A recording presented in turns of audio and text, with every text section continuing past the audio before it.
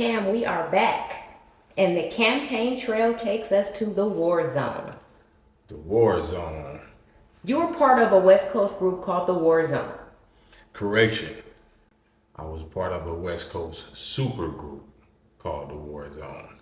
It's a group with a cape. Okay. With an S on the chest. First, tell us who the members are and how y'all came up with the name. The members of the War Zone were myself, MC8 from Compton Most Wanted and from Minister Society, and Goldie from the East Siders. And it was put together by Snoop, shouts out Snoop, as a like a demo or unity of, and the title was Warzone, so it's really talking about like three of the most notorious cities or sections in Los Angeles, Southern California. And that's Compton, MC8, Long Beach, Goldie and Watts, Willowbrook, KAM. So that was the idea behind it. It really had to kind of like salvage a situation, a record deal situation, because I had a deal on the table with Paris from the Bay, Gorilla Funk. Shouts out Paris. I was supposed to be signing to him, and we was gonna be doing some projects or whatever.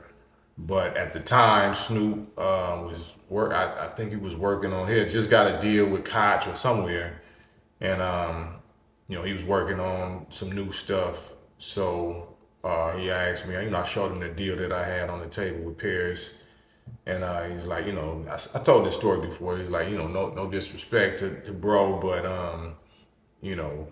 rock with me. You know what I'm saying? I think I can do more for you right now and this and that. So, I agreed. So, but the deal that was on the table, or that he had, the deal that Snoop had, I think apparently was with Koch. But once we finished the album, for whatever reason, Koch Records never put the album out. It had records on there from so many people with different producers. Warren G was on there, Nate Dogg, rest in peace, Teddy Riley. It was like, it was a whole lot of producers. Uncle Chuck, rest in peace. But that, it came together because it was a salvage situation. Something didn't go right in the deal that he was trying to get for me individually, because he was trying to replace the solo deal that I had on the table with Paris. So since that didn't happen or whatever, didn't go through the way that he had planned or thought, he just tried to hurry up and salvage something and put together an album so we can go on the road and do like a little mini spot tour or whatever, like 8 or 9 dates. So we did that, but that's how the Warzone album came about. Okay.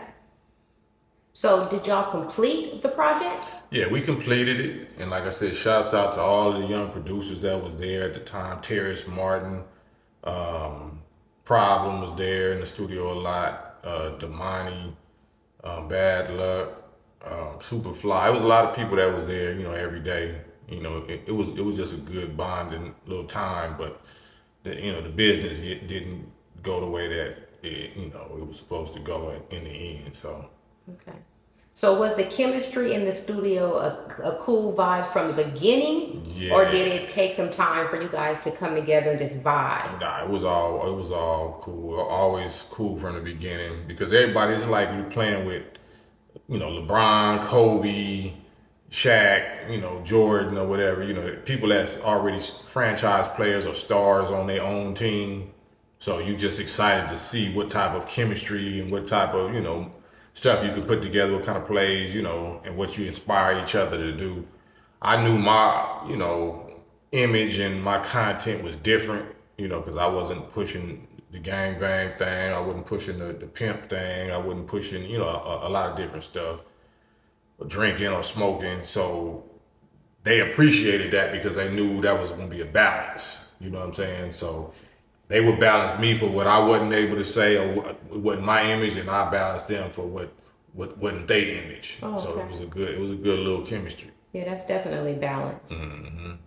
So what's gonna happen with all those unreleased songs? Man, they in the internet. They on the internet somewhere. You know, I don't know what happened to them. You know, I got some rough demos of them, but you know, I never really tried to release them or nothing like that. So they just kind of died in the water. They just floating around on the internet. If I knew who really owned it or whatever, I would put them up on this. You know what I'm saying? Put some songs up because it was some bangers on there. So one of the ones was I Love Me a G. It was a record called I Love Me a G. It was another record, If You Want It, I Got It, Dripping Like Water. I think that came out. I think they did an actual video with that. But it was a lot of stuff, you know, it was a lot of bangers on that album. And we also did a EP called The Big Squeeze, or a compilation called The Big Squeeze. So, you know, we was moving at that time, but, you know, the money didn't come in. You know, we didn't ever, like I said, we never performed none of them songs because they never came out. Wow, we got to get with Snoop and see what we can do with those. Okay. So are you, Goldie, and MTA on good terms?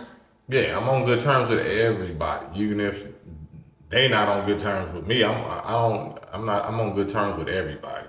Okay. You know, I'm not the beef dude like that. You know, if I got an issue, I'm gonna let you know what it is.